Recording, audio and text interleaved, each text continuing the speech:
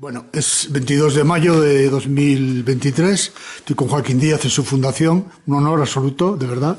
Y, bueno, vamos a hablar un poco. Le he explicado en qué estoy metido, pero sobre todo lo que he venido a escucharle a él y que nos cuente cosas tanto de aleluyas como de pliegos de la cultura popular realmente, ¿no? Y en esa cruce entre lo visual y lo oral, ¿no? Sí, sí, sí. Yo la impresión que tengo después de recorrer, digamos, muchos caminos para encontrar precedentes de las aleluyas, sigo creyendo, porque además se ha demostrado con documentación, que la caroca, es decir, esa especie de cartelones que ponían a la entrada de las iglesias, se supone que en la Edad Media, porque ya se habla de ellas y demás, y que son un poco, digamos, la antesala de lo que iban a ver dentro, los retablos dentro de las iglesias, pues es un poco lo que impulsa esas Biblias de los pobres, Biblia Pauperum, que son las que yo creo que, digamos, que son un poco uno de los comienzos de la aleluya, ¿no? La aleluya, hay que tener en cuenta que siempre la hemos visto en un papel en un pliego, impresa solo por un lado. Eso es prácticamente desde el finales del 18 ya es así, ¿no? Pero hay otra cuestión que es el uso que se da a las aleluyas, que les da precisamente nombre. En Cataluña se llaman aucas porque son juegos de la oca, y en el resto de la península se llaman aleluyas porque eran pliegos que contenían unos dibujitos que desde el siglo XIII-XIV, desde el siglo XIII-XIV, ya se están utilizando para recortar, es decir, eran papeles que de alguna forma se recortaban y se tiraban sobre el pueblo desde los coros de las iglesias el primer día que se decía la palabra aleluya en la misa, después de pasar toda la Cuaresma sin decirlo. Y esa costumbre parece que es antiquísima. Hay documentos que lo certifican, que ya en esos siglo XIV, desde luego, incluso antes, existía una tradición de que renaciera el aleluya, es decir, que renaciera como si fuera una persona, ¿no?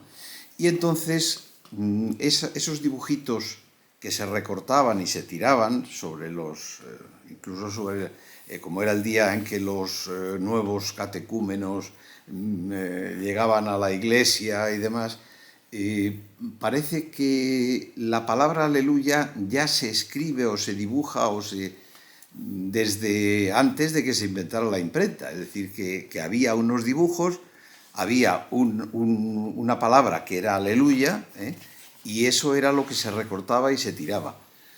¿Qué sucede entre el siglo XIV y el XVIII? Pues habrá que investigarlo, habrá que ir porque el hecho de tirar las aleluyas, eso sí, es cierto, está también documentado, y probablemente el 17 y 18 se sigue haciendo, igual que se sigue haciendo en la actualidad. Es decir, en la actualidad, si uno va a Elche o va a La Bañeza o va a Astorga, hay determinados sitios donde todavía se sigue manteniendo la costumbre de arrojar las aleluyas sobre la gente el día de ETA. Entonces, ese para mí es un poco el recorrido, así a grosso modo, pero que permitiría primero fechar en fecha muy temprana las aleluyas, incluso antes de que existiera la imprenta, y después pues pasan como tantos otros otras manifestaciones pasan por la imprenta y pasan por la impresión de tal.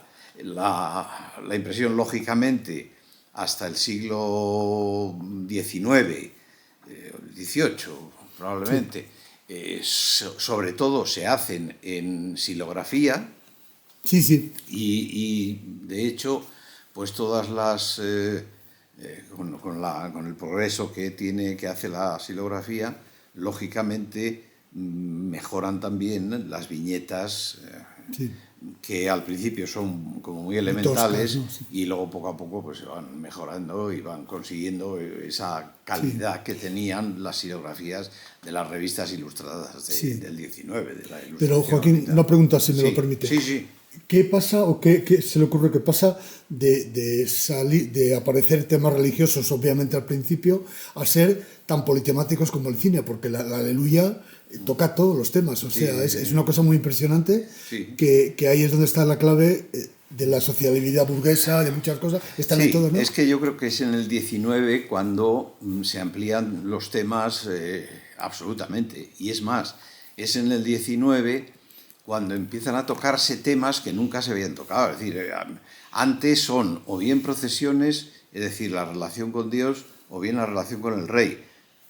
Solían ser, o bien, como pasa en una aleluya de comienzo del siglo XIX, que es la visita de Carlos IV a Barcelona, ¿no? Que salió, además sacó Amades una reproducción, porque al parecer encontró muchas sin usar y sin vender, ¿no? Entonces, probablemente de esas dos ideas, Dios y el rey, que sería el representante de Dios en la tierra, se pasa a una variedad de temas que abarca absolutamente todo. Pero es la política también la que influye muchísimo es la historia, son las guerras. O sea, que cree que la cultura liberal de alguna manera lo dispara esto, la nueva cultura. Yo creo muy interesante yo esa creo idea, que sí, yo creo que sí. Vamos, a partir de... Ya en el 18 hay algún intento de cosas educativas también. Y hay también de juegos, la lotería, ¿no? La lotería de los niños y todas esas cosas. Sí. Pero cuando se ensancha absolutamente es a partir de... Hay alguna aleluya de la guerra, vamos, de Napoleón y demás, pero luego empieza un poco la política a meterse en la aleluya y finalmente, bueno, de hecho, me parece que es en la revista Estampa, o no sé si es en Estampa, ¿no? Hay unas aleluyas que se hacen muy famosas en el año 32 al 34, por ahí, sobre temas políticos. Sí, está toda la política al final ahí en el 19. Y es curioso porque luego ya pervive hasta la Guerra Civil Española, porque ya la Guerra Civil Española, que ya es una época fuera de tiempo desde el punto de vista de su eficacia comunicativa, ¿no? Pero aún así...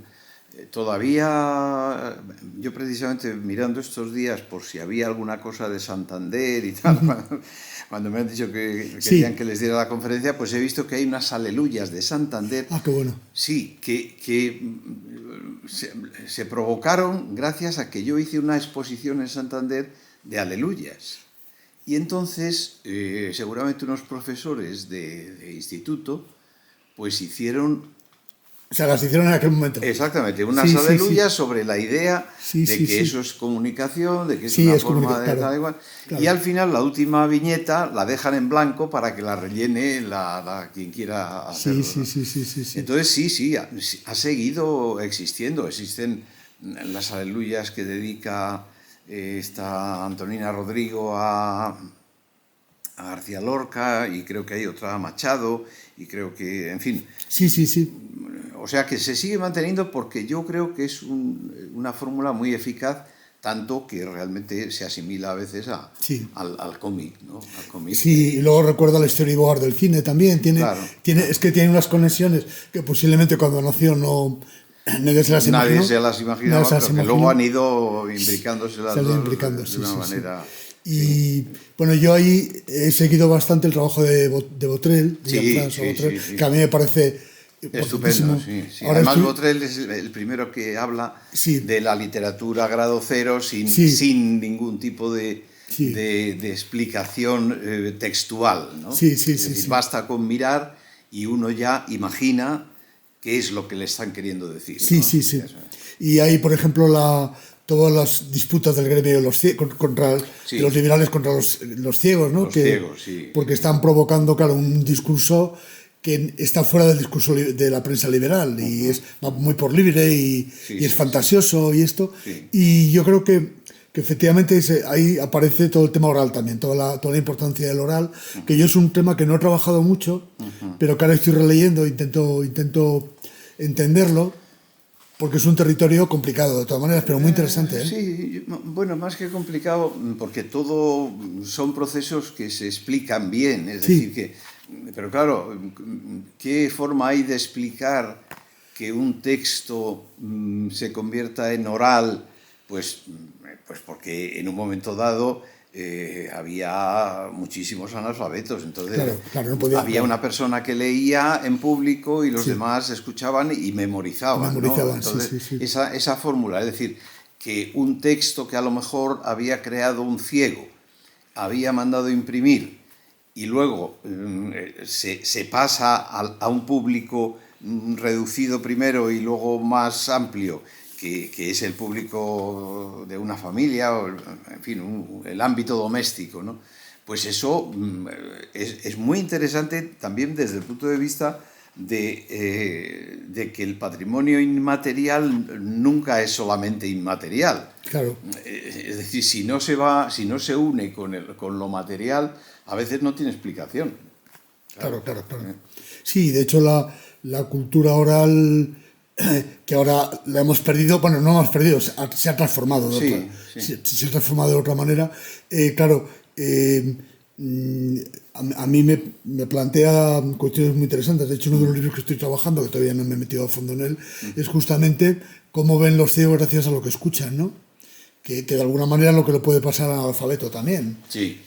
Sin ser sensorialmente lo puede, pero no lo entiende, ¿no? Claro, ahí yo creo que lo interesante es hasta qué punto funciona la imaginación y cómo la imaginación está recreando mentalmente una serie en fin, de cuestiones, de episodios que a lo mejor ni siquiera lo escrito es capaz de... Porque claro, en lo oral hay cualidades que mejoran el texto, el texto, sobre todo